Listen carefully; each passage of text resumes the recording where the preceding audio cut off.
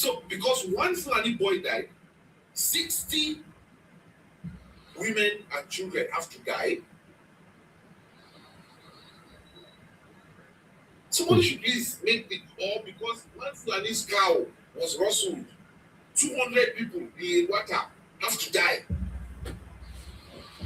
Yeah, but now you see the point I was making to you earlier. Hold on, Eric. Now you see the point I was making earlier about what he's saying is from these communities, and in most cases the Fulanis are making a case. Nobody, you probably have never heard of this before, that one Fulani boy was killed, or that there were 200 cattle that were killed.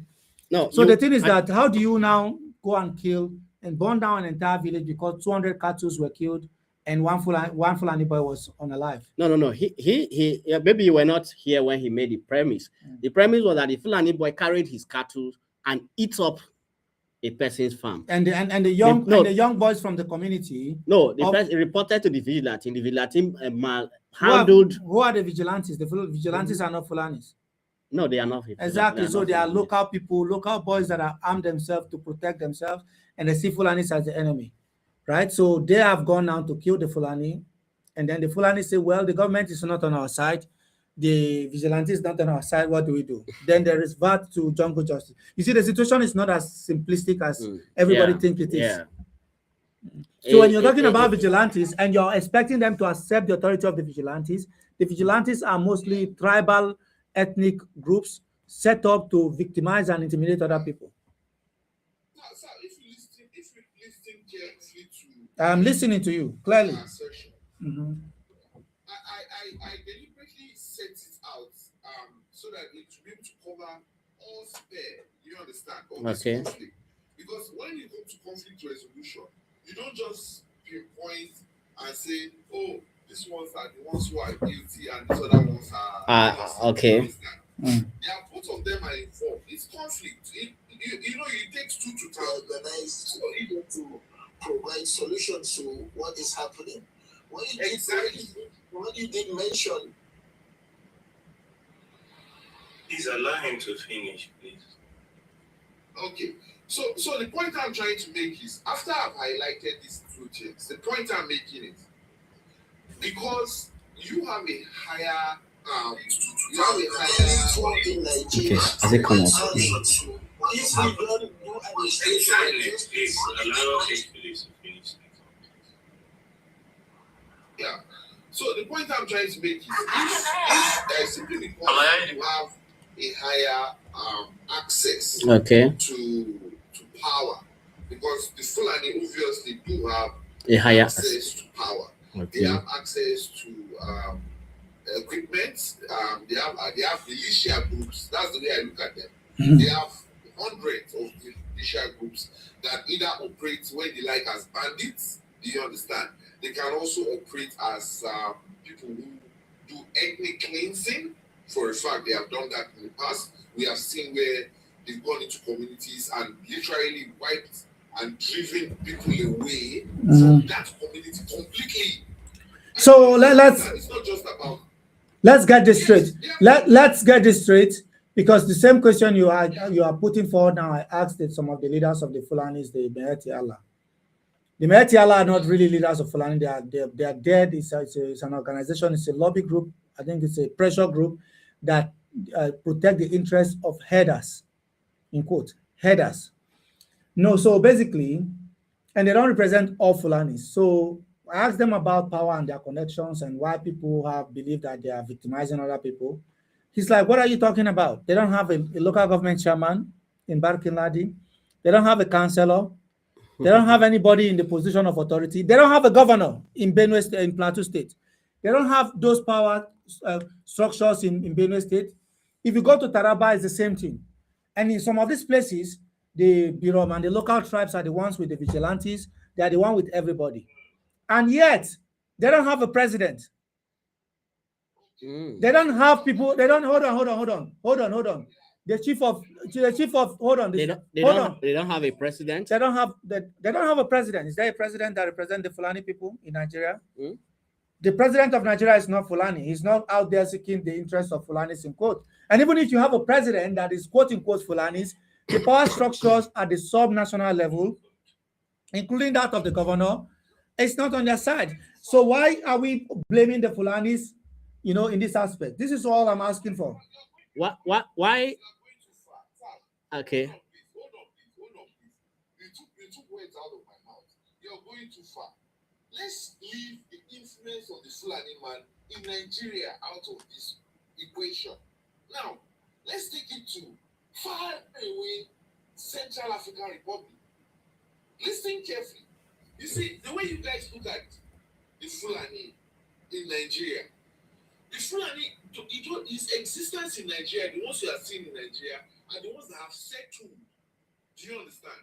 The Fulani has different clans. The ones who migrate, who are constant in migration, listen carefully. They come all the way. They don't see your borders. Do you understand? Now, we have Fulani, Mr. Sam, listen. The influence of the Fulani man, hold on, comes all the way from Futajalo in Guinea. You find them all the way in Ghana. You find them in Central African Republic. You find them in Burkina Faso. These are all Fulani people. And the same problem also. This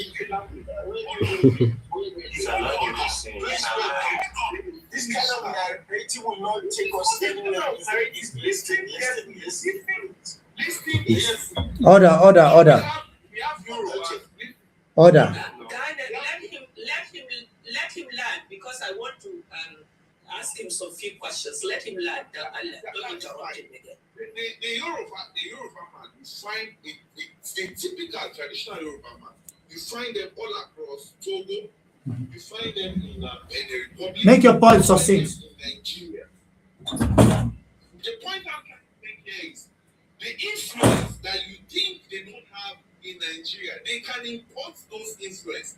Those influences are import across the Fulani man who makes constant incursion into the Nigerian geographical location, all through the central area, from Middle Belt down to all these places that you have conflict today, down to Kwara right now. Kwara is hot at it. It's a new development. So you cannot attribute those things to say squarely is because the Fulani needs land to graze. No. They are only showing us their strength. They are very powerful. They believe that they are very powerful people. Listen, they believe that they are very powerful people, and whatever you do, you are not. They see themselves. They have a superiority mindset. I'm telling you the truth. They have the mindset of a typical what's it called? The pastoralists and Fulanis. They believe that they are superior. They own that portion of land wherever they are. Entire West and Sub-Saharan Africa, we are subhumans. We that are traditionally natives are subhumans. That's the mentality they have. When you see them with their cows, they have the superiority mindset. And that's why when they invade your farm, this is your narrative. Please, this is not the way. I think. Hello, I think he has made his point. Hello, I think he has. Please, I think you have made your point. You have made your point. I think you have made your point.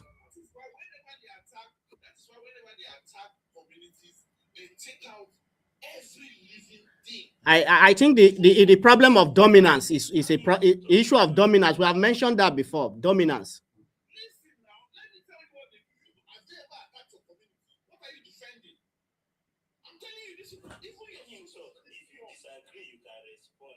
Lower your tone. I don't know why you're screaming. All right. Let's get some guys. Mods, if you're there. I think moderation. Nobody should speak more than a minute or so. A minute or so. If you have made your once point, you make your point, it should be okay. Thank you, Liz. Guynet, you want to speak quickly so we can go back to the. No, hold on. No, hold on. Guynet, if you can make your point quickly, let's go to the guest and then we can go to Flawless. We can go to Middle before Flawless. Go ahead. I just want to put some decorum. I just want to put some decorum in this mature discussion that we're doing. Mm. We are not talking about specific cases. Yes, people can bring specific cases, but don't come here with your own opinion or what you think as the holy grail. No, please. Like very good example, when we are claiming that the Fulanis are all over the place, that's not an issue.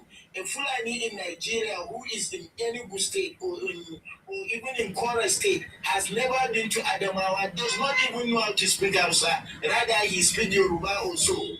We have a lot of them like that. The same thing when you go to the Fulani in Guinea, in these places and go. So don't be coming here to say that no, the Fulanis are dominant. That mentality, please, we shouldn't be projecting this mentality. We're all human, we're all equal before the law of the land which we find ourselves. That is how we should have our conversation. But one quick one before we go to Midu is the idea. I think we're missing the point, and we are gish galloping and moving from one point to another, which is the issue of power within the structures of the state.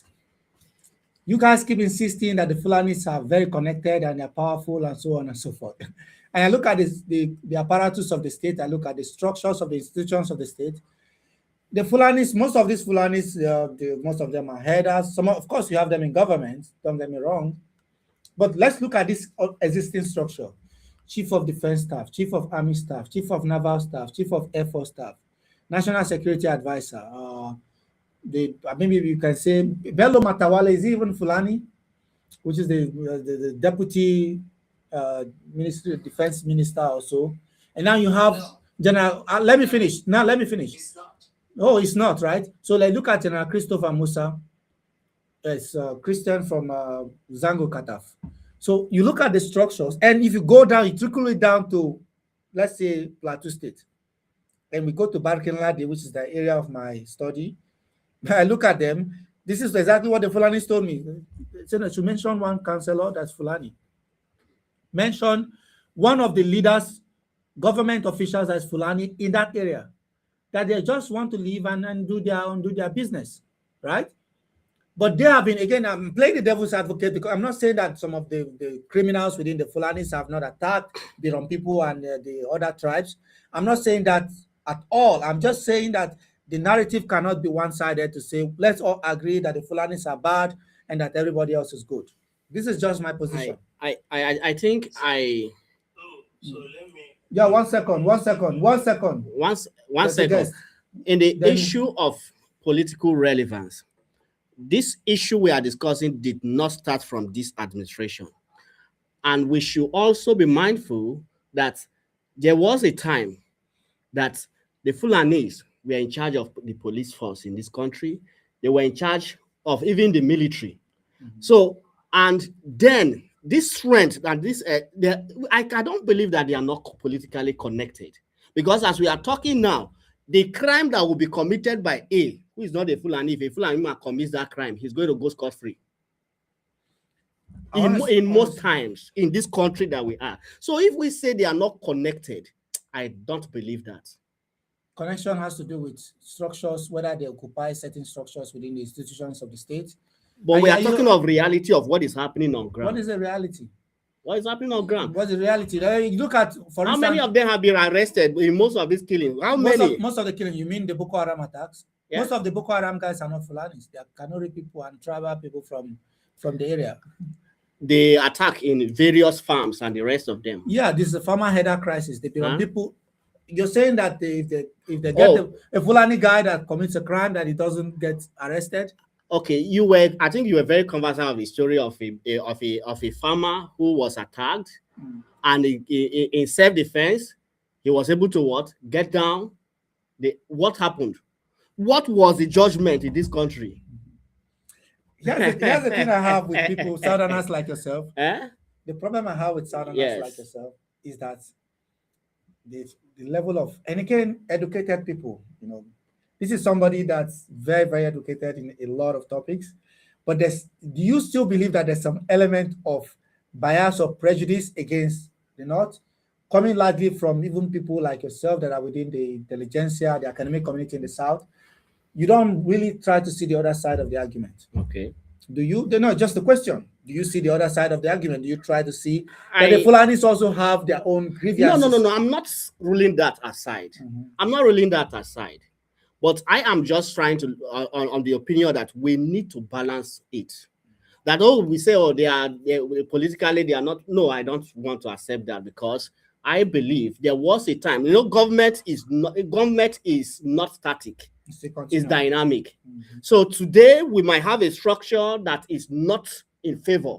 But yesterday we had a structure that was more of their favor, of their favor, and they actually boosted the kind of political relevance and power at the time. So that is why you asked a question earlier. What do I think the president currently is doing? He's trying to do all he can to see that he brings sanity to the country. Yeah, and I look at the chart and people are saying, engineer is right. I'm surprising them and so on and so forth. I mean, when you're having these debates, when you're having this kind of argument, I'm not going to completely say, well, let's agree that we are all right and this other side is wrong. And by the way, can we go to Flawless? You have you've been waiting to speak. Next, please. Who's that? Midu? Yeah, go ahead, Midu, before Flawless. Yes. So I think that I've done a lot of research and I've written about these issues for quite a while. And I would say that in order to capture the entire thing, we also have to, look at the fact that the Fulani elite do not seem to have a general consensus on what the issue is. If we sit here and we say it's about farmer or cattle rustling, I will tell you that you are wrong, because if you listen to the head of, I think it was Mark Ban in one of the conversations, there was this panel on Al Jazeera between El Rufai. So Mark Ban, by the way, is Maheti Allah. Right. Yes. And while El Rufai spoke about how these people are foreigners, right? So there's an angle to this where people say, these people are not from the area. They are people from other countries that come. So that's the stance that El Rufai took. When you listen to the people from Makban, their take is a bit different. So their take is that actually these people are from here. So you start asking yourself, who do you believe in this case? You also hear angles of, this is climate change. Another angle that is raised, climate change. Another one is competition for resources. I've heard some people on the platform re-echo these angles. A competition for resources, farmer header. The question is, even the people themselves don't know what the issue is. And this is where my conversation would begin. When Hercules was speaking, Hercules spoke about issues of Fulani in Burkina Faso, Chad, Mali, Cameroon, Senegal, and in Nigeria. And the other person responded and said he wasn't factual. There's an issue that the Fulani ethnic group has to agree. If you read research from the International Crisis Group, they have spoken about how a lot of terrorist groups recruit from the Fulani ethnic group. So the Fulanis actually have to deal with that conversation. That is not what I want to discuss here, but I want to mention that that is relevant for the Fulani ethnic group. A lot of recruits from Ansaru, Akwim, Jenim, they come from the group. They find it much more appealing to recruit. This is research proof, right? Anyways, now let's go to what the issue is. The first thing that we need to observe is, why is the people in southern Kaduna, the Atiap, the Boju, the Ham, complaining of the same issue? If you come to Plateau, you would see the Birom, the Irigwe, the Ron in Bokos complaining of the same thing. If you come to Taraba, you see the Kuteb complaining of the same thing. If you come to Benue, TV, Doma, Igede, the same thing. So the question is, are we saying that it's cattle rustling that is happening in all these communities? Now just cow meat they like me. No. Is that what we are saying? Are we saying in some if you let me tell you this, if you want to make an argument for climate change, it's a scientific argument. You cannot make an argument for climate change. You have to start from 200 years ago, the climate started deteriorating in said area, which led to movements. And it's not limited to just Nigeria. You have to make it across the Sahelian coast. Please, can you mute your mic? Sorry. Look, you have to make a scientific argument across the western coast if you are making a climate change argument. How climate has deteriorated in said area, which has forced migration. If you are making a case for competition of resources, it's the same thing. You need data to prove that. I don't see a lot of people going into the data part. It's a fact, however, that from the return to democracy in 1999, we have seen an increase in this issue. Are we saying that there wasn't competition for resources during the military regime? Are we saying there was no climate change during the military? That's not one factor. It's a multiplicity of factors. No, it's not one factor. It's a multiplicity of factors, and we can argue and agree on this that there's a lot things have changed over time. Okay, so when we talk about climate change, but the question I will still ask you is, since you are saying it's a multiplicity of factors, who are the people that agree with you that this is a multiplicity? The Fulani don't agree with this. Let me even tell you a case study. The former governor of Nasarawa State, Abdullah Adamu, presented a paper in NIPS. In that paper, he spoke about how Fulani Ardos go and hire mercenaries to come and attack people. Is that climate change? Is that a competition of resources? The question is, there's no general agreed reason. All these things that we are saying here about, and I'm not saying that these cases don't exist, but I'm saying when you ask all of them, there's always a different excuse for this. Let me tell you why these things escalated in 1999 with the return of democracy. There has always been a tussle of indigeneity and who is a settler and who is an indigene in these areas. It started in the 80s. That is the pure fact about it. If you go earlier than the 80s and 70s, you would see them in the colonial era, indigene settler dynamics. My father came here, so I am from here. Those dynamics settled for a while and they picked up. That's why you see Zangon Kataf happened. Then the elections in Jos in 1994. Then in Taraba, you see it in 1995. In Southern Bauchi, Tafawa Balewa in 1991. So we have to admit that these issues initially began over contest of who is native to a place and who is not.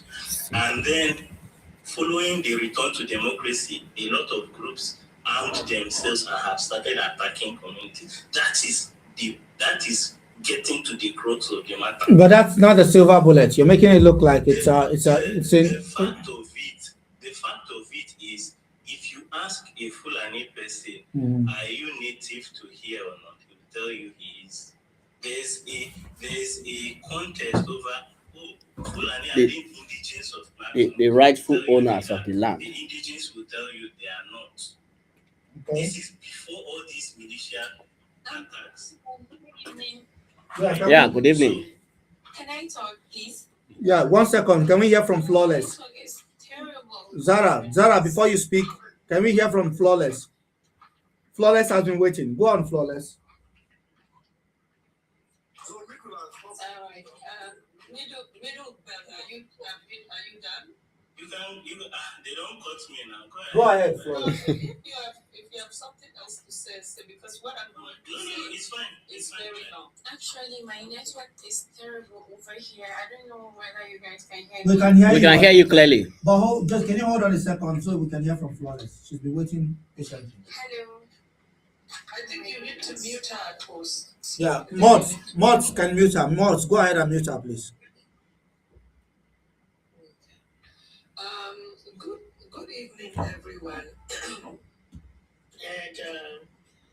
And the host, I'm glad you said you are in Bariki Ladi and you're doing research and what have you. I just came in, like I said, I heard the conversation and I decided to stop IPM.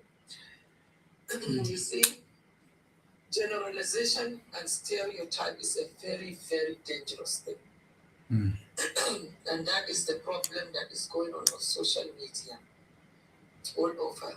Like some of the people making even comment about the Fulanis have never even met the actual Fulanis in the bushes. They have no clue how they do. You just read and see what is being posted on social media. You assume that's who they are. Regardless of that, let's start from Jos. I'm glad the host, you said you are in Bariki Ladi. No, I visited Bariki Ladi and stayed for 5 days. I was in Bariki Ladi for about 5 to 6. No, I was in Bariki Ladi about 3 weeks ago for about 5 to 6 days. I saw your video where you were interviewing people. Okay. And I'm glad that you're going around and talking to people because that is how people should be doing that, to sit in their corner that they've never even been to the north and assume this is who we are in the north. But let me just talk to this for me firsthand. 2009, you remember the crisis of Birom and Fulani in 2009? Yes. Do you remember it? Is it 2009? Is it 2009? Does it have to do with the... Oh, this was way before the killings in Dogona Hawa. So you're referring to Jos, the crisis that happened in Jos? Yeah, Jos. The one that they killed. I'm talking of the killings in Bariki Ladi between Bukur and Bariki Ladi. Remember the massacre? Yes. Yes. Okay, when Governor Muazu was when was Governor Muazu the governor of Bauchi State? When was it? Adamu Muazu. That was I don't know, from 2007? 99 2007. 2007? Yes. Yes. Adamu Muazu, 99 2007. Remember that was massacre. Remember that was the when it really got bad, right? Yeah. The Fulanis were massacred, the cows were taken, and it happened. This is not, I'm doing it of a hearsay. This is our own community. This is my family that were affected. 22 people were massacred in one compound, and all their cows were taken, and that was fight between Birom and the Fulanis.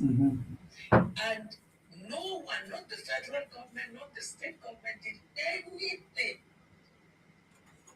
Adamu Muazu had to give those Fulanis a place to settle in Bauchi, till the Fulani. Up till now, most of our family members are sitting there.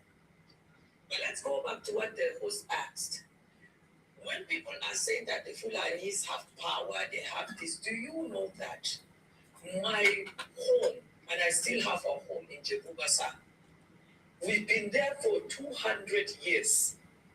But do you know that our family members cannot get admission into University of Jos because we are not considered citizens of Plateau?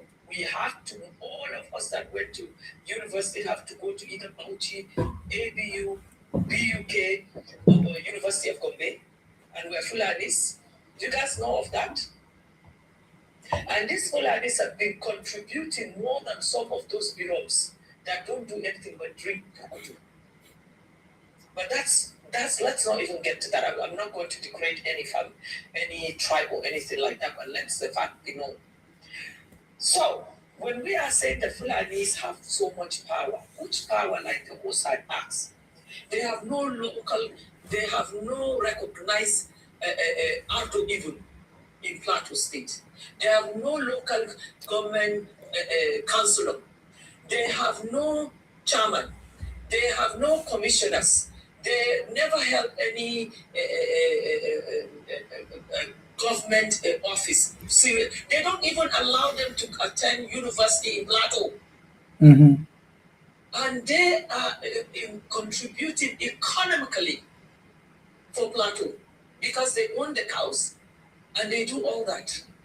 And they pay taxes, whether you believe it or not. They pay taxes to all these places that they're staying. They're not staying for free. Fulanis are not freeloaders. No. Actually, one tribe in Nigeria that has offered so much to the government of Nigeria and collect so little are the Fulanis.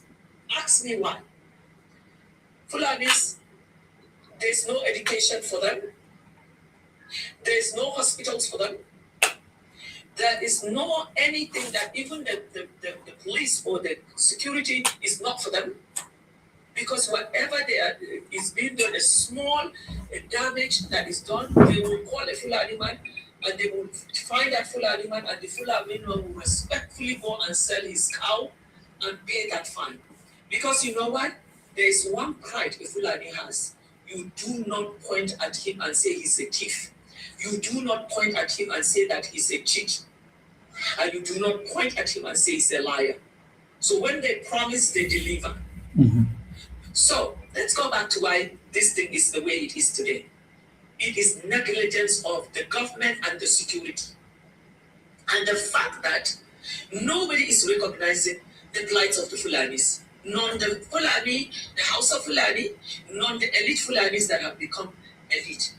Okay, that have left their Ruka and became. Nobody is looking at it. When this thing was happening in Plateau and the killings were happening, did anybody sit and talk to this Fulani that they lost everything? They lost their family member, they lost their cows. Mm-hmm. They even lost where they have lived for over 200 years. Yeah. Did anybody address it? No. Nobody addressed it up till today. Up till today, it's not addressed. So for us to sit here and try to condemn something, please understand the genesis. Don't stay in the south. That you have never been to the north. You haven't even been to the Jos or Jangom Katam or Taraba, and then just give verdict to things that you don't know of. And let's also go back to regarding the Fulanis. I'm not saying that Fulanis are not bandits, so don't quote me. And I'm Fulani 100%. I'm Fulani, my mother is Fulani, my father is Fulani, I still have Ruga, I still have cows, and I'm well educated. But what I'm trying to tell you is that negligence is what brought this. And then the fact that if you don't know, there's a charter in the ECOWAS. Maybe the government is not explaining this to you so you understand why the Fulanis from different countries come here freely and get it. There is an agreement in the charter. If this is not changed, we're never going to deal with this problem. Mm-hmm. There's a charter in the ECOWAS that Fulanis that do pastoral can go to any country in West Africa that is part of the ECOWAS. That agreement is there. Are you familiar with this? And talking of the but of course, that is one of the problems we have now. Okay, and talking of the pastoral, we call it Ladu meaning the route where the cows go. It was designated, and that is also part of the ECOWAS. But the thing is this: you are living in an area for 100 years, 200 years. Nobody even lived there before. Now you come start there. Nobody, no human. The only person that was there was the animals and the jinn. And then the full animal that started living there. Okay? Then suddenly you move from somewhere. You come here and sit with the Fulanis. Because you're educated, you go and get a CFO. That is certificate of occupancy. Where the problem happened to Fulani, when they go to do it, they deny them. Even some of them, with their money, I have to fight tooth and nail for us to buy our land. We have, even though we've lived there my family have lived there for 200 years. Do you understand? So right now, in that where we are, we have the police barracks. We have people that are Southerners, that are army and police, that have retired and they don't want to go back to their South. They have bought land there, they have built there. So that community now is no longer Ruga.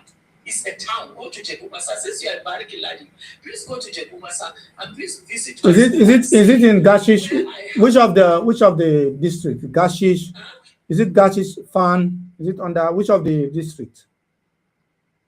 Is it under Gashish district? Oh, Rukuba, that's in Jos. Jos, the road to Barkelade. Okay, I know Rukuba. Yes. Yeah.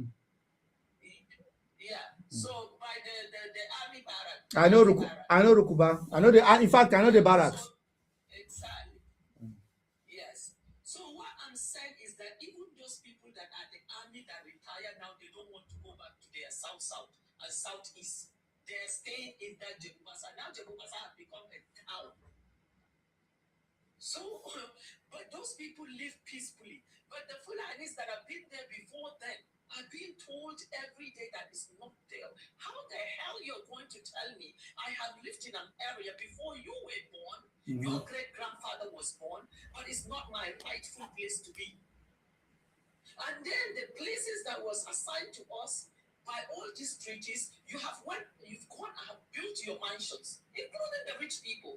You have bought the place and have opened a big land of farming, and you didn't respect where these people supposed to use to pass their cows. And that has not been addressed by the government. Yeah. I'm talking of Miyetti Allah does not represent all Fulanis. Like I said. Yeah. They do not. They do not. I am, like I said, I am 100% Fulani. And I know the leadership of Miyetti Allah, but I'm not part of Miyetti Allah. My family are not part of Miyetti Allah. So it's for you guys to sit there and start saying that all Fulanis are part of Miyetti Allah, they are the bandit, they are this. This is very, very not right. Yeah, but sitting here and say all the Igbo people are IPOP, or all the Boko Haram, Kanuri people are Boko Haram, or Maitasine, all the people from Kano are Maitasine, or people, the Delta vigilantes, that all the Delta people are also criminals and killers or Oduduwas. We don't say that. So why is it that it's going to be all the people that are doing this that is the Fulanis? Yeah, And I'm sure some of you that are talking about the Middle Belt and the Taraba and the Jambo Katam, you don't even know anywhere that place. You don't know the real story.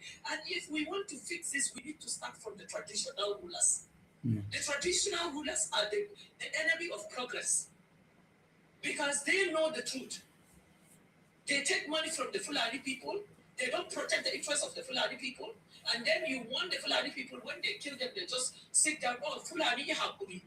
We've killed all your children. We've raped your women. We've taken your cows. But because you're uneducated, we're sorry.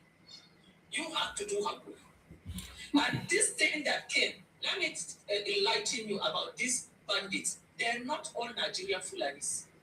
And this is the cause of the ECOWAS Treaty. So if you want this to can we yeah. Let's unpack this. I think she has spoken enough. Yeah, let's unpack it. You made a lot of points. You made a lot of points, and I respect most of your points. And so I've made those points myself as well. They're mostly Tuareg. I don't really believe they're mostly Tuareg, but let's unpack them one after the other.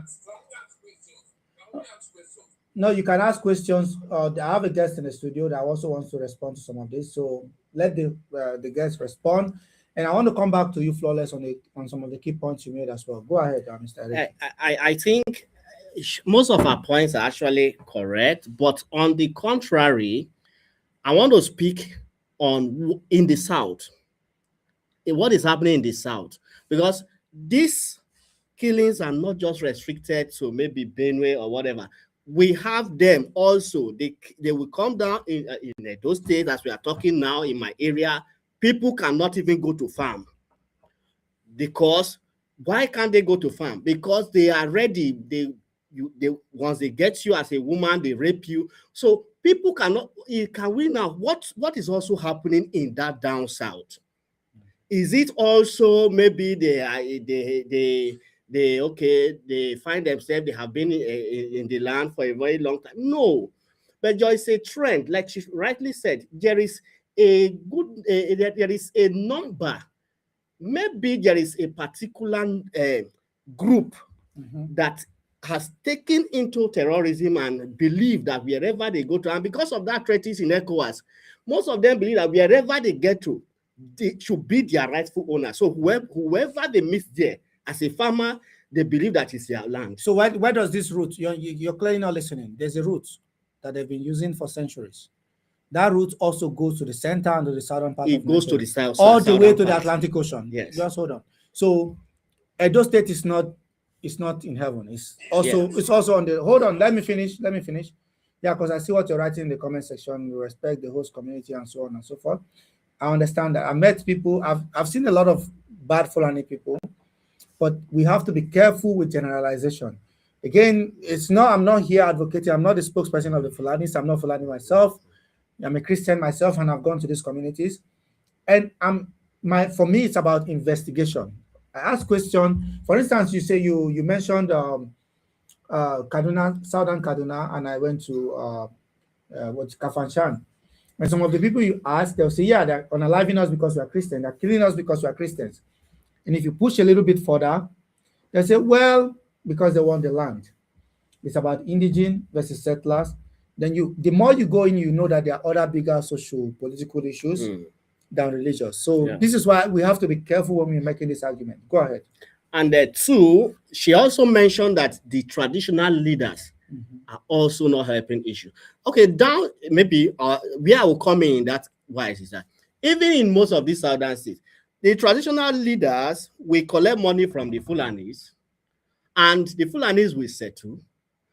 And because they have settled the traditional ruler, they believe that they are now the rightful owner of this land.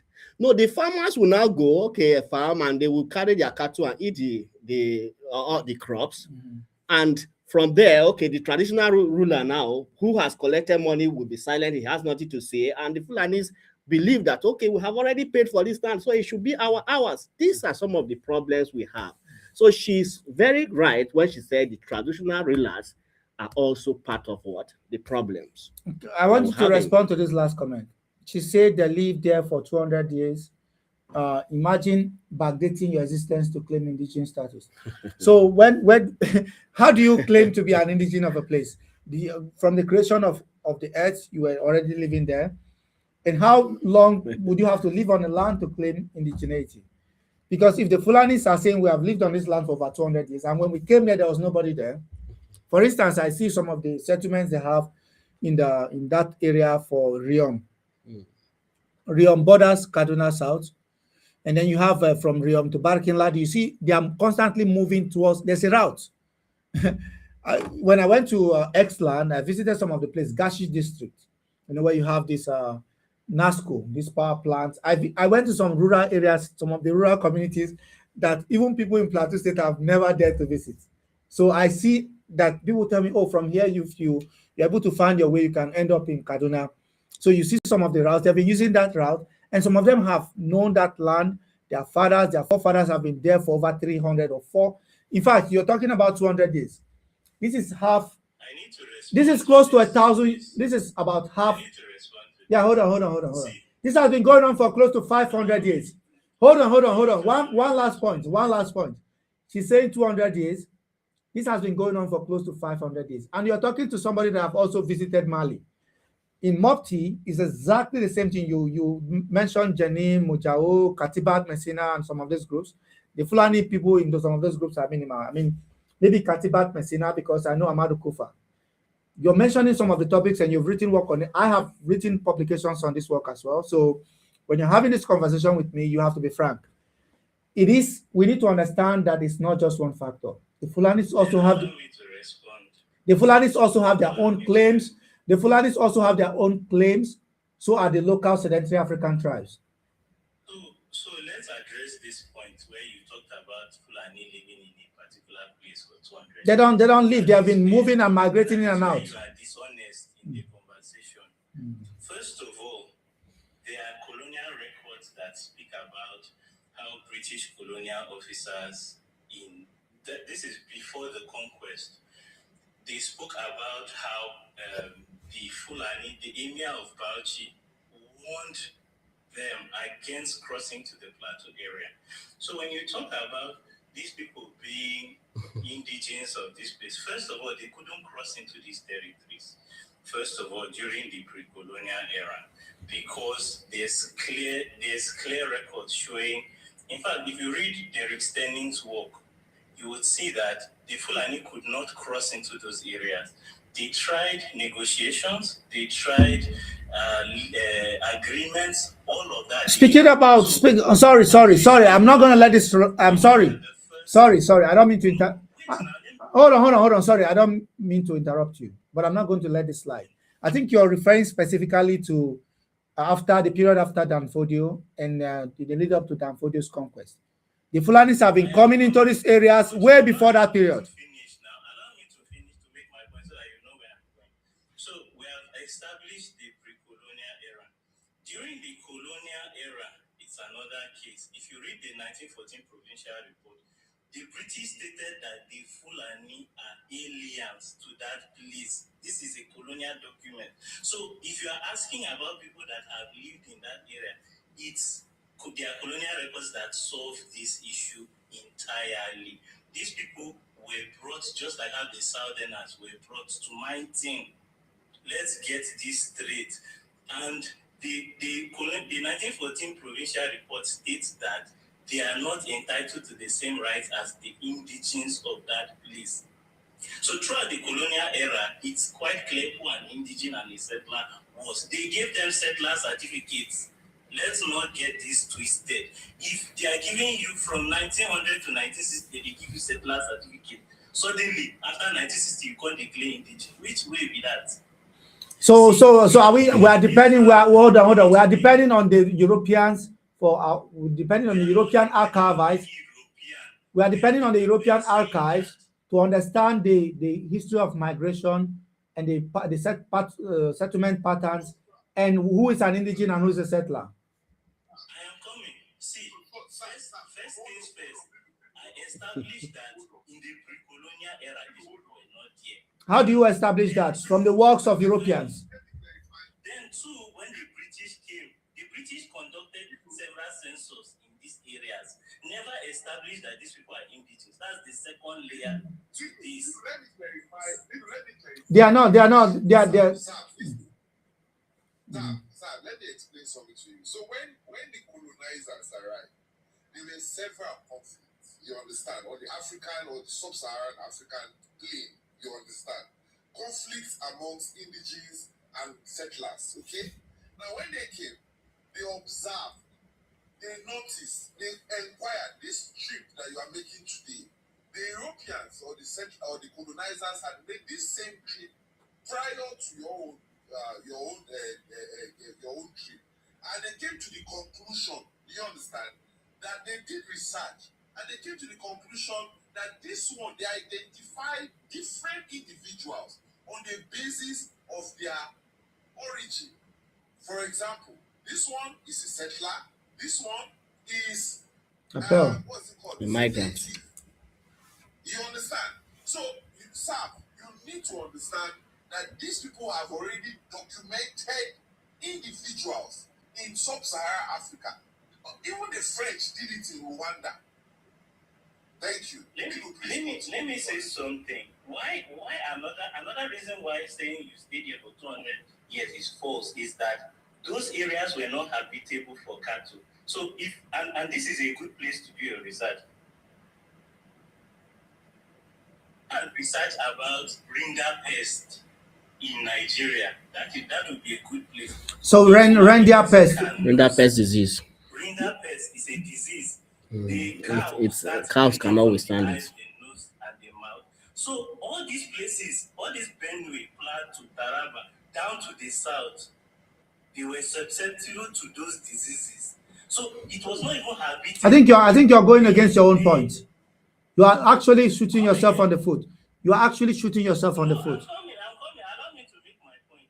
It means that people were going there, and because of the susceptibility of that area to this Ringer pest you mentioned, how do you test that those Ringer pests were actually going against the cattle without the cattle moving there for you to find out? That's why I said you should do more research on that place. I'm coming. See, these places were not habitable for them because of that. That's why the British set up the Vom Vet. The vet in just called the Vom Vet. I know Vom. One of the things that were set up, the hybridization of cattle, because so that the cattle can survive in wetter climes like in the south and all of that. It was with these things that they started being able to settle in these areas around the 30s and the 40s. Before it was not possible. So you cannot be saying I've lived here for 200 years, for 300 years, when you could not even survive in those areas at that time. That's what I'm saying. This is like is another thing that was also disturbing cattle at that time. It's not only winter pest. Fly diseases were also killing cattle. So you cannot, and this is the good thing about history. The more you dig into colonial records, you will know who is there are colonial census that have been done in these areas. How many of these people will you find in the different colonial census reports that are here? For you to say you have lived here for 200 years, where? From where? Where is the record? Good evening, everyone. Can you guys hear me, please? Yes. Can I just Go on, Zara. The guys, hold on. By the way, guys, hold on, guys. Hold on, guys. Zara's network is not good. Let's give her time. And secondly, my guest will be leaving in about 20 to 30 minutes. I've overkept him, and I'll bring him back again.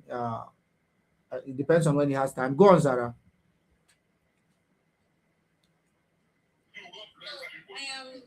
I'm Zara, and I am not Fulani, by the way. I am not in any way related to the Fulanis. I am just a typical Nigerian from Borno State, Regi specifically. Yep, you're American. The population in Borno State is approximately just like 3% out of the entire Borno State. A Regi man cannot be even the chief of staff to the governor, not to talk about like. So that's by the way. I have just one concern pertaining this issue of Fulanis in Nigeria. As far as the Nigerian constitution or whatever is governing Nigeria is concerned, they are recognized as citizens of Nigeria, right? Secondly, I just made a recent research because I do study history a lot because I understand that most of us are literally like dumb. We don't know anything. We just pick up information from people we see on social media especially, and then we completely sit on it because like the colonial master said, if you want to hide anything from an African man, put it inside the book and hide it, you will never find it. So, in the statistic that we have in Nigeria is, there is no state in Nigeria that is 50% dominated by Fulanis. Let's get it straight. There is no state that is 50% dominated by Fulanis in Nigeria. Now, talking about Adamawa State is the northeastern part of Nigeria. And in this Adamawa State, it is proclaimed to be a Fulani state, yet I think currently their governor is from Michika, like he's not Fulani, and they only dominate like 3 local governments. Dominately, like it is their own, they have it. It's just 3 local governments because my mom is from Adamawa and she's also my by tribe from Hong. Do you understand? Kilba are dominating, Bachama, they have like lots of tribes in Adamawa State. So Fulani don't dominate Adamawa State. Talking about Plateau State now. Okay, you guys are fighting over a land that belongs to like Nigeria. Okay, Fulanis in Plateau State, yeah? Plateau State is said to be like in the middle because you guys don't want to be part of the northern part of Nigeria, and then the southerners don't want to accept you guys. So it's fine. You guys are in the middle belt of Nigeria. Nobody needs southern acceptance, please. No, honestly, like I'm currently reading a book by Olusegun Obasanjo about my command. Maybe you know about the book. Like I'm reading another book. Like I have another book on Biafra. So like this is me talking from like the masters and the masterminds behind all the conflict that you are dwelling on. The Fulanis are actually like, yeah, there are bad people and good people in every society, and this is one thing that most Nigerians don't want to accept. You see, we are profiling a lot of tribes for the little people that we have met, all because, in fact, like Plateau State is a state that for me personally, and what I've experienced from what I've read, literally articles, that Plateau State is dominated by extremists, like from both parties, they are extremists. A typical Plateau man doesn't like another person from another state. That's the reality of it. I schooled in federal government college as a university state. I'm not the kind of person that stayed in one place my entire life. I've been to Plateau State. I've been to Jos, to be candid. So this is me like telling you from experience of what I know. You understand? So the issue You are of stereotyping and you know what made this I am not stereotyping. I am not See your life. stereotyping. I just me telling you that this is for a fact. You are allowed Okay, to it's a speak fact to what- stereotype, but you know Just let her finish. Let her finish. Just let her finish. Her internet is not good. Something that everybody knows. Among the entire people of Plateau, I'm not excluding both Muslim and Christian are extremists. And that's why they are fighting and killing themselves over and over again. Sir, can we ask questions? let me just say, let me make myself Okay. This is okay. Let's go to the political aspect of Plateau State. Let's go to the political aspect of Plateau State. Yeah, Plateau State is just that one state that has not, for me. Let's start from 2015. Now, okay, I'm an adult. I know everything. From that year till now, there is no. Let's even talk about there's no. They have not had a Muslim governor. Not to talk about the same Fulani that you all are saying that we claim. No, this is to tell you for a fact that these people are not fighting for space. Let's go back now to the agriculture and demography of that place. In a general setting of you are saying that okay, the colonial master said that they are aliens, saying that the colonial said no be aliens for our country. Do you understand? Let's forget that part, yeah? Okay, in every when I don't know much of agriculture, but since this incident of Fulani trying to do whatever, I'm currently in Bauchi State. Why is there no tension in For the past Sokoto 10 State? years I have stayed in Bauchi State. My parents worked in Bauchi State. Kano There has State. not been issue of farmers and herders clashes till in 2025. Guess what? The governor of the state is selling out lands that are meant to be in the map and the demography of this country. There are routes that are supposed to be for animals, not just cows, including camels, including our sheep, the way we get rear for house. Do you understand? There are supposed to be routes for this animal. But because of politics and everything is relating to everything in this country, they are privatizing every land in this country. Understood? Now, these people don't have routes for them to pass. And of course, they cannot be on the road. Some will choose to be on the road, and that's why we are having crazy ass accident between cows and our drivers. Because there is no one for them. I'm not justifying anybody's. Do you understand? I'm not justifying anybody's action. This are recent Let me happenings see we are the talking evening about. if I come back. If I'll go to university. Zara, As soon as just I'm one question. Yeah. Okay, so you made your submission. Just one question. Zara, Yes? please. Yeah, please. the question we are making a solution. Hold on now. But if I'm free tomorrow, I'll call you. With this branch, Zara, with please this line, explain I'll to me use your line. that there is a justification. Okay. Do you understand? That there is a justification All right, thank you. for some Appreciate group it. of individuals of Fulani extractions. You can go into schools and take children and kidnap them and hold them hostage under the auspices of whatever reason. Are they doing it because they are Fulanis or they are doing it because they are criminals?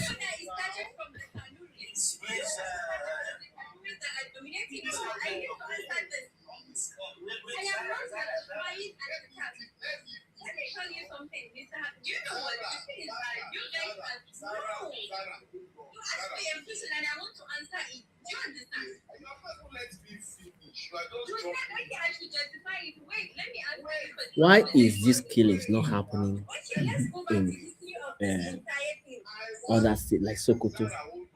There's a homogeneity, or those places are more homogeneous. Okay, which means ethnic differences is also a problem. Nobody is justifying any criminality. This is not No, I don't like constitution with this. Why will he ask you to justify something which I am not justifying did you mention that so that's not the question. Please don't answer me, please. Let's move on. For atrocities committed by Garnet, Sarah, all of you, dan Allah ku yi hakuri ku shiru wannan ya landing. Dan Allah, respect the flow. Let the host allow everyone to make their point. Dan Allah. So middle, hold on. 1 second, please. 1 second. So I want to tell you guys a story. When I left Abuja, I got a camera guy to help me because the guy is a Kanuri guy. I thought he could. Can you guys hear me? By the way. Okay. Yes, we can hear you. So I got the Kanuri guy to help me. And what happened is that he, along the way, he said he was tired, he wanted to go back. So I visited this place called, what do you call it? Tafawa Balewa, the local government of Tafawa Balewa. And I went to Tafawa Balewa, like, okay, where's the capital? They said the capital of Tafawa Balewa will be moved to Bununu. Why? Because they're fighting, I think around the period of 2014 or 15. And they proudly told me that not one single Muslim is living there, and that not one single Fulani is living there. I said, why? He said, we drove them out because they're troublesome. And this is not, my friend here, Mr. Ariki, does not know about this. Do you picture a scenario where Christians in the northern part of Nigeria are proudly saying that they drove out all the Fulanis and the Muslims, and that they are proud to say that not one Muslim will be allowed back into that community? This is one of the most important local governments in Bauchi State. I think I don't know about that. Yeah, but I'm telling you now, Okay. go and find out about Tafawa Balewa. Okay. My camera guy, hold on. Don't interrupt me. Don't interrupt me.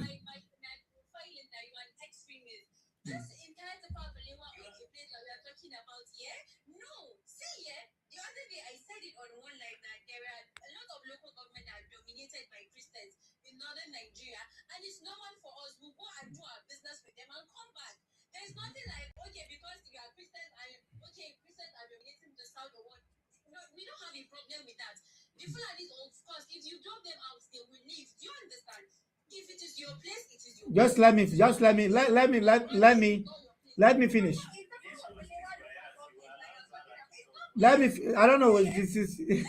I think she's interrupting me at this point. I didn't mute you. I'm not. The mods are doing it. I don't even have access to the phone. Hold on. It's the moderators. Yeah, which is okay. No, not just Tafawa Balewa. Not just that.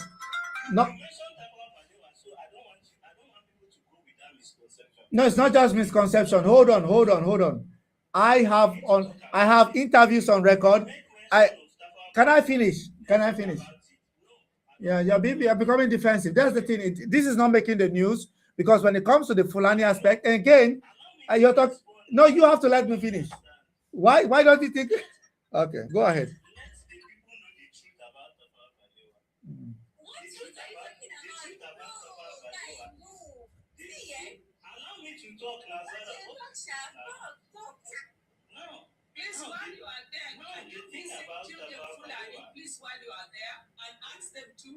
The thing about Tafawa Balewa is quite simple.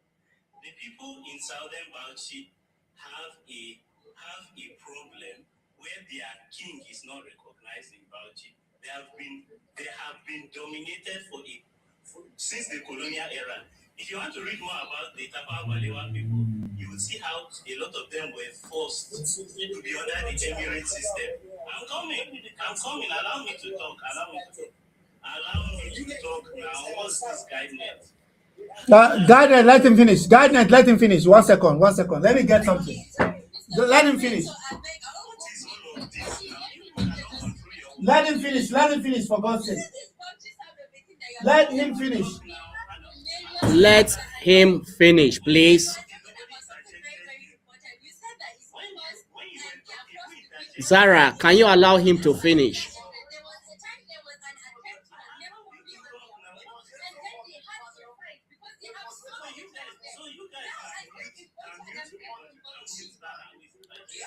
Can you allow him to finish?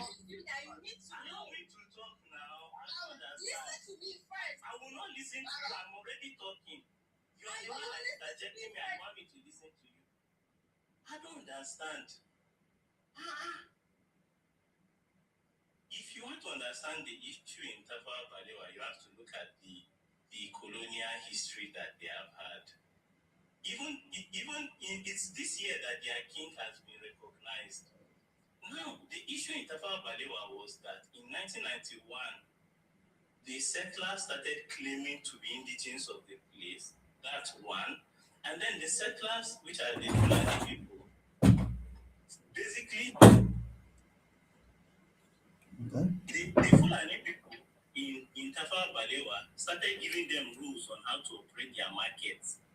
You cannot come to another person's home and tell him how he should operate his market. The people in Southern Bauchi like eating pork meat. They like alcohol. The settlers are Muslims and don't engage in pork meat and alcohol.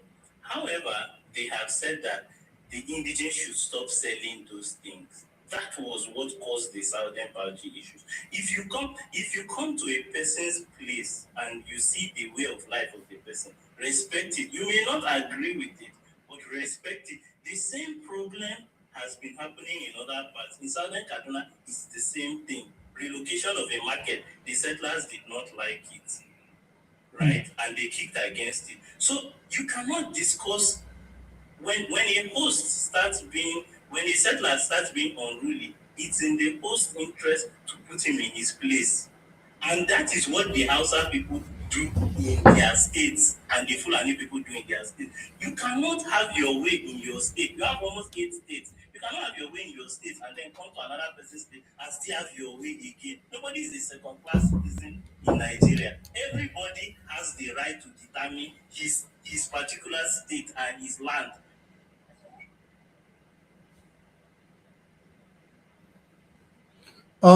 If you guys can hear me, Guidance, go on.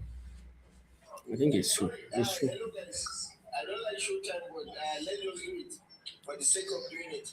Now, what this conversation is telling us is that Nigeria is still a village, it's not yet a nation. People are still thinking about their kingdoms and their chiefs and their kings and whatever. Here's my solution, simple. One, abolish all traditional houses or so-called house of chiefs and abolish them. Let all the citizens of Nigeria be one and be treated under the same rule and regulation. Two, let there be registration of every guided human being in Nigeria, and anybody that calls Nigeria as home, which has been stated in Nigerian Constitution, anybody born before 1963 is a citizen of the country, his or his parent or grandparent born in a place called Nigeria before 1963 is a citizen of the country. Let's leave this bullshit. Let everybody has the right to buy, settle anywhere in the part of the country that he wants to be. And by the way, when you are talking about indigenous settlers and co, when did you even come to this place called Nigeria? If you are to use the German anthropologist to say that you came from somewhere and somewhere and somewhere, so you are all of you are migrants. That's the other thing. Then the last thing that you should talk about in modern society, let us forget about cattle route. The cattle route from Gambia to Central Africa has been distorted one way or the other. We can't continuously live in that path. Therefore, we should be open to modernization of our citizenship and our ways of doing our things. That is the best way to go about. Let us stop this backering of this village town thinking. Let's take big intensification against extensification. Thank you. And in addition, abolish all religious dominance. That is also a problem. That religious dominance has to also be abolished. The truth is, it's easier said than done. We're going to be honest ourselves. You see, You can check the fridge if you want to take more. the idea of creating a federal republic of Nigeria, I always say this. The idea first is to protect minority interests. Minority groups, very important. You see all these small tribes that you see that are indigenous to a particular people. You have to protect their interests. It's very important. Now, what do we have? We have majority tribes. I'm not generalizing, but individuals from this extraction, particularly the Fulani extraction, have over the years imposed numerical strength on small tribes in sub-Saharan Africa. No doubt about it. They have done that way long time ago, right far away in Sokoto. They have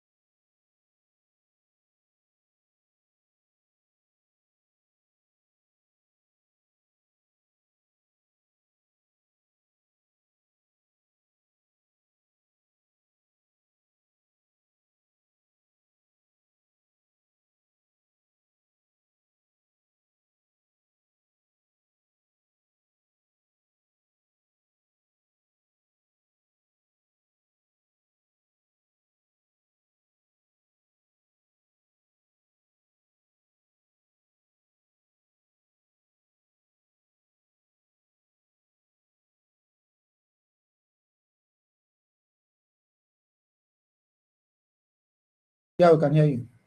We can hear you. Okay.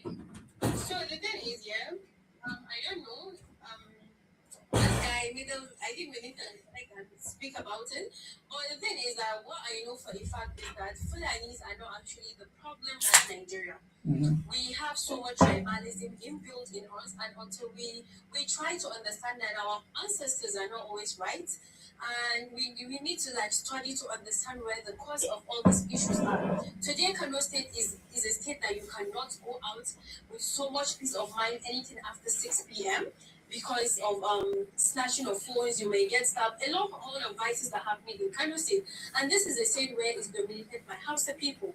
He said that we have about 5 governors that are Fulanis, and then we still got Plateau State. For the case of Plateau State, I believe that, okay, I don't know whether a Fulani man has ever contested. I've checked my own searchable engines and I couldn't get and contacted people. The problem is we have so much ethnic profiling on a lot of people, just like how we have ethnic profile the Igbo people, and we say that, oh, they are the problem. And the issue happening in Middle Belt is just, they want to rule this, we want to rule that, but we are not even thinking about moving the country forward. Nobody is thinking about, oh, we need to like work together. Today, while I was reading one's history book, I realized that we have just been feeding with so much terrible things that is making us hate our brothers and sisters. The issue of the Plateau State, they are feeling this religion, but it's not actually religion. When you look deeply into the issues of Plateau State, you realize it's not actually religion, rather it is quest for power. And then these so-called minorities are not actually questing for power. If you are talking about minority, my tribe in particular, my people is one of the most like minority tribes we have. So we should stop. Yeah, but the Margi are also in Margi are also in what do you call it? They are also in Adamawa State. They are in Adamawa State and also in Borno. But any people.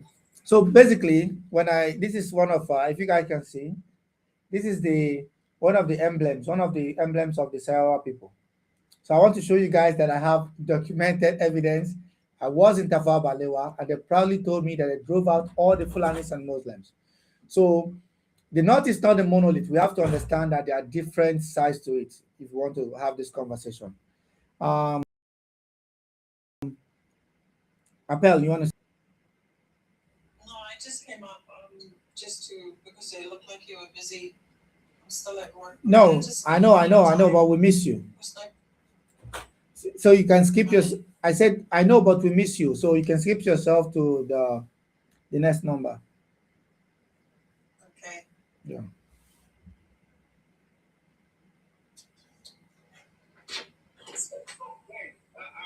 need to clarify that they always, you understand, they switch places between using horses to invade villages and instill in them the fear of using religion, extremism. That's the way. Because they switch places. Instead of using horses, they start using bikes. Instead of using swords, they start using AK-49 and AK-47 rifles. What they are doing is that there is a re-emergence of the conquest ideology, and whether we like it or not, that is what we have experienced culturally ever since the introduction of Islam in this country. I love the way you handled the aspect of what I said about Tafawa Balewa. How you glossed over it, how you made it look like it doesn't exist, how you made it seem that the Sayawa people are also the victims, how you did not speak on the fact that they burned down a mosque, which I have on record, how you did not say anything about the persecution of the... I did not. No, I did not. I did not gloss over it. I'm just calling you out for your bullshit. I'm calling you out for your bullshit. I am calling you out for your bullshit because, again, you're making it look like one side is the complete victim and the other side, they can do no wrong. The other side can do no wrong because they're Christians and because they're not Fulanis. Yeah, I would. You can't tell me hold on, you have been talking on something.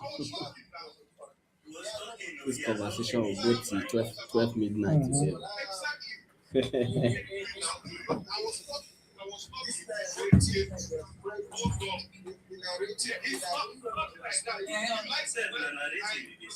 So hang on, guys. Listen, a guy has come in. The only time he's spoken is when we were on Showtime. Please allow him, like, at least. Why? But the thing is, you also have other people on the panel that wants to speak, that wants to contribute to the discussion. Why is this contest then limited around Jos, Nasarawa, Benue? Yeah, because that's what the religious stuff is. Yes, because so we cannot rule out religion out of it. Expansionism is not about them in Benue or Plateau particularly. We find them in far away Ilori. Okay, Ilori is also there. Emir. Is the emir, and they have established their emirship far away down south. You can call it Middle Belt. Kwara in Ilori. What you explain to me why they would not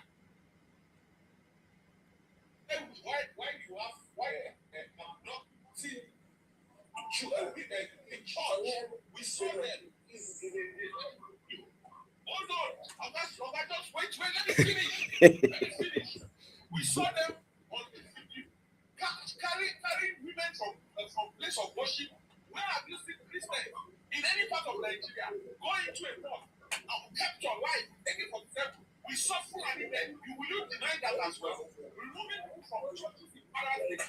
You try to explain to me. Hold on. Then you try to explain to me. I will try to explain to school. I try to explain.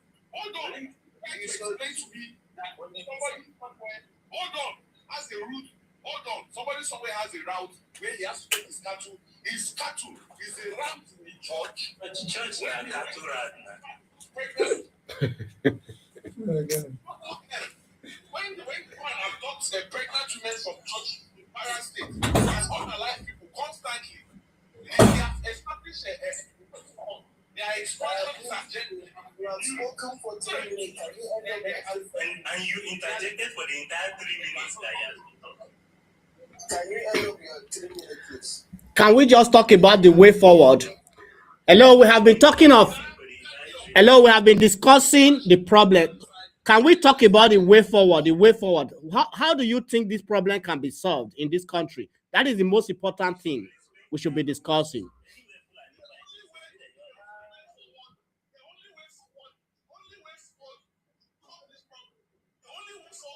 Your connection is bad.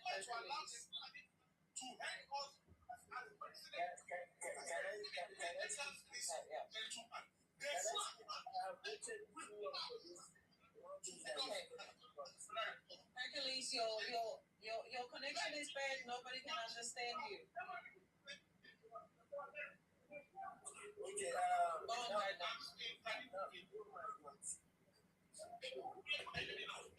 You guys, Hercules, we cannot understand you. Your connection is very bad. Yeah, but you already spoken for 4 minutes. There's also other people on the panel. Can I just quickly say something? Like, if you're gonna, no, hang on a minute. Let me just. I understand. Let me quickly say this. Excuse me. Listen. Let me just quickly say this. You know, when I think I'm trying to shift them to the